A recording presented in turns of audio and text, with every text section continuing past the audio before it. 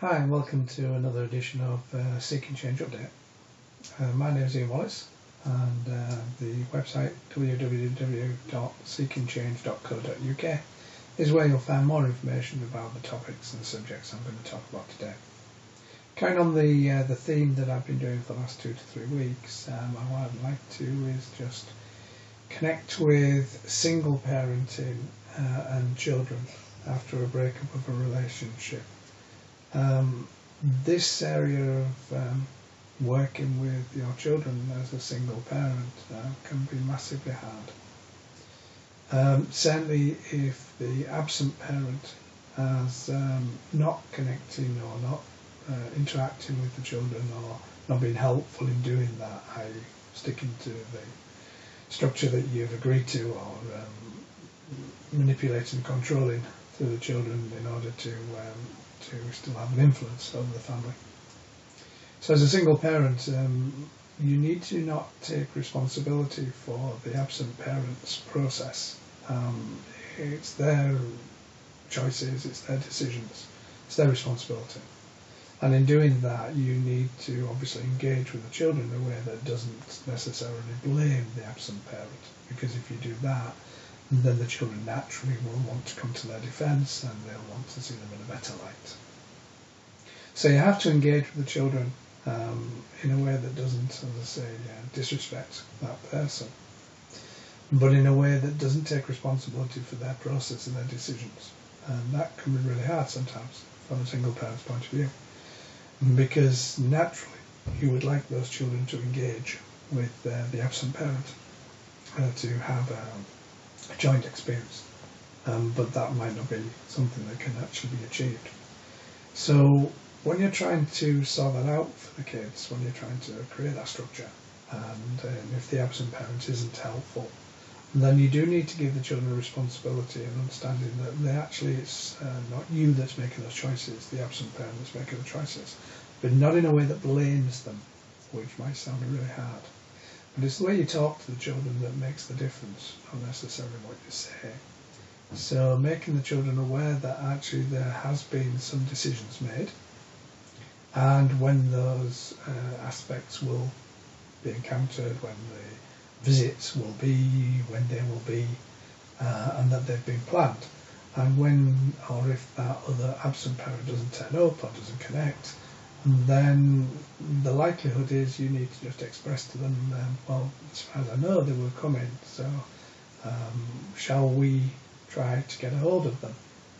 So the child can then have some inclusivity with that process. It's not you getting hold of them for the child's sake.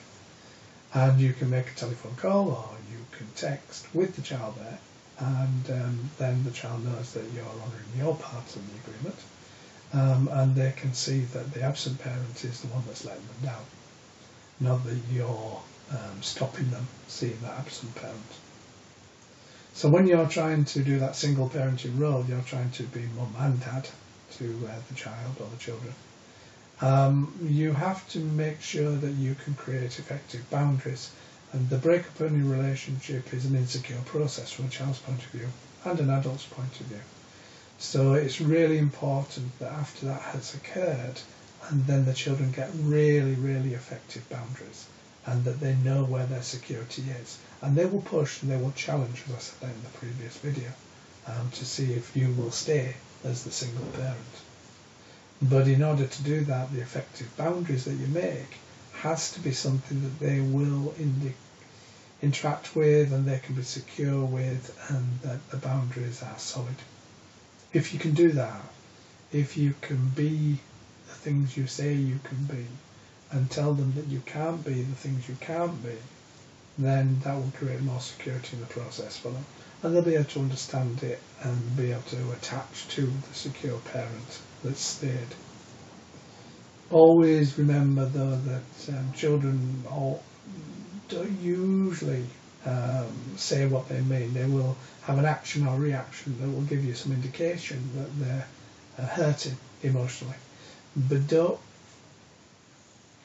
in some senses remember that the one that gives you the least trouble can be the one that's hurting the most. So if a child is being compliant, if a child is being good, if a child is being easier to get on with than they would normally be, or they spend a lot of time in their room or on their own, or they're given a process that says that this isn't bothering me, then be very, very careful about connecting with that child appropriately and trying to understand what's really going on. Because a lot of children who go through that process can start to self-harm in a way that, and not necessarily in a way that you would externally see anorexia, bulimia, cutting, or those kind of things, but emotionally self-harming themselves. So they will tend to distance themselves from things that they can enjoy, not give themselves things that they would make them happy, distance themselves from relationships that make them happy, maybe other family members and stuff.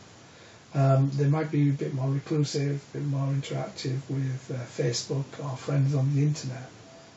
So instead of actually telling you and the people around them how much they're hurting or emotionally, then they may just externalise that to somebody else. And that wouldn't be an effective way to work this. So from that point of view, know that you need to have an interaction and reaction with them, and that you can share their fears and their concerns and their insecurities. If you can do that, then nothing will be wonderfully unhappy, and it will be the best process on the planet, but it'll be one that they can cope with, and they will see some process of security and safety and structure with that, and then you can have a better relationship for the future. It's not an easy one. It never will be. Certainly being a single parent is never an easy process.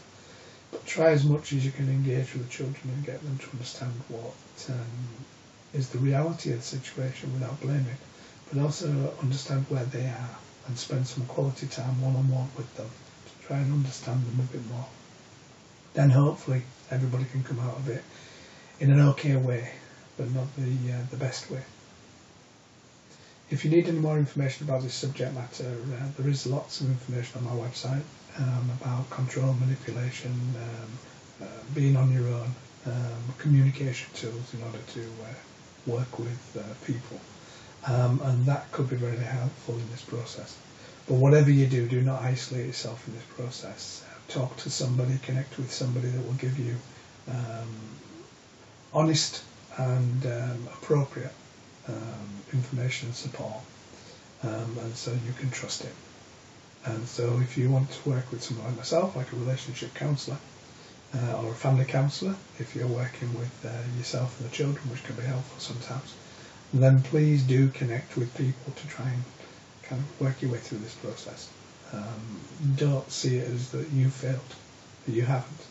All you've done is try to cope with extreme circumstances sometimes that is not easy for anybody to cope with as a parent.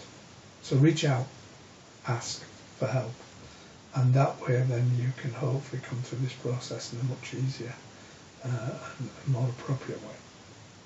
Take care. Look after yourselves. I'll speak to you again soon.